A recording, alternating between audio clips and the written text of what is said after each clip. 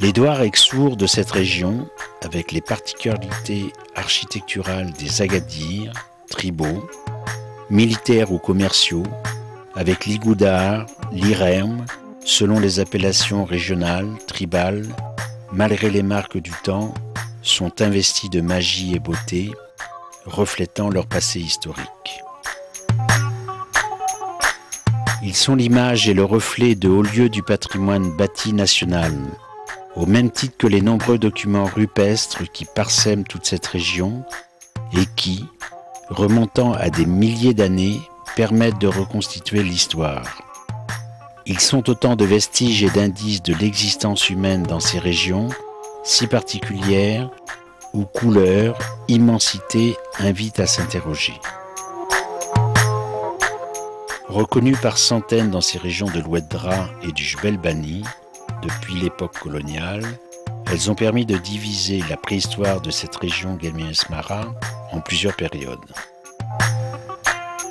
Celle dite des chasseurs, dominée par la faune sauvage telle qu'éléphants, rhinocéros, girafes, autruches, antilopes. L'homme pouvait être accompagné de chiens. Il pouvait se servir de pièges et de flèches comme moyen de chasse pour attaquer ses proies. Diverses interprétations de ces gravures rupestres laissent à penser que certains signes pourraient être apparentés aussi bien comme des pièges que comme symboles ayant un aspect religieux et spirituel. Pour la majorité des chercheurs, la datation de cette période s'étalerait entre 9000 et 5000 années avant notre ère. La période dite bovidienne représenterait le passage à la domestication et à la sédentarisation, tout en déterminant que les représentations qualifient cette période dite du bœuf rituel, en milieu semi-sauvage avant l'apparition du cheval et du dromadaire.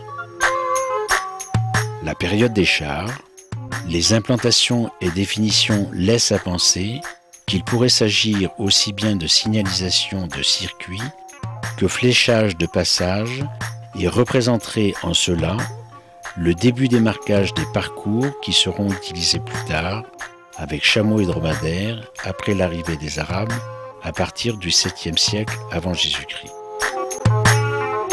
La période chevaline, bien que rare dans le sud marocain, les gravures chevalines sont présentes à Tazzardine et témoignent de l'utilisation du cheval pour tirer charge et char et ensuite être utilisé par les cavaliers. Le cheval serait apparu dans le sud marocain au cours du premier millénaire avant Jésus-Christ. Puis la période libyco-berbère.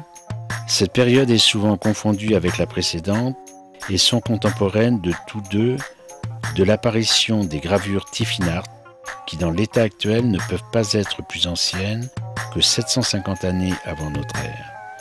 Pendant cette période apparaissent les premières armes métalliques. Enfin, la période camélienne. Les changements climatiques faisaient que les espèces animales allaient aussi changer et se remplaceraient par d'autres, plus adaptées au nouveau climat. C'est alors dans ces conditions qu'est apparu le chameau dès les derniers siècles avant Jésus-Christ. Quelques exemples de représentation dans la région de Tata. Région agrémentée de nombreux sites urbanistiques et rupestres au sein des immensités des paysages, où ça et là apparaissent les oasis. Elle est particulièrement identifiable par la variété naturelle et les couleurs si particulières qui la constituent.